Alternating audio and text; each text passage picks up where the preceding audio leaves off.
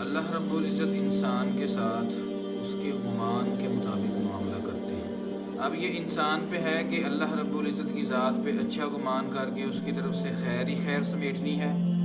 یا پھر اپنے اللہ پہ برا گمان کر کے مصیبت پریشانی میں یا کسی بھی معاملے میں اس کی طرف سے خیر اور بھلائی سے محروم ہونا ہے۔ نبی صلی اللہ علیہ وسلم نے فرمایا، حدیث قدسی ہے، اللہ تعالیٰ فرماتے ہیں کہ میں اپنے بندے کے گمان کے مطابق اس کے ساتھ ہوتا ہوں۔ وَإِنْ كَانَ خَيْرًا فَخَيْرًا، اگر وہ میرے اوپر اچھا گمان کرتا ہے تو میں اس کے ساتھ اچھا ہی کرتا ہوں، اور اگر کوئی میرا بندہ میرے پہ برا گمان کرتا ہے تو پھر فَشَرًّا، یعنی کہ پھر اس کے ساتھ اس کے گمان کے مطابق ہی معاملہ ہوتا ہے۔ عبداللہ بن مسعود فرماتے ہیں کہ جس شخص کو اپنے اللہ پہ اچھا گمان کرنے کی دولت مل گئی تو اس سے بڑی کوئی دولت نہیں ہے اس کے پاس۔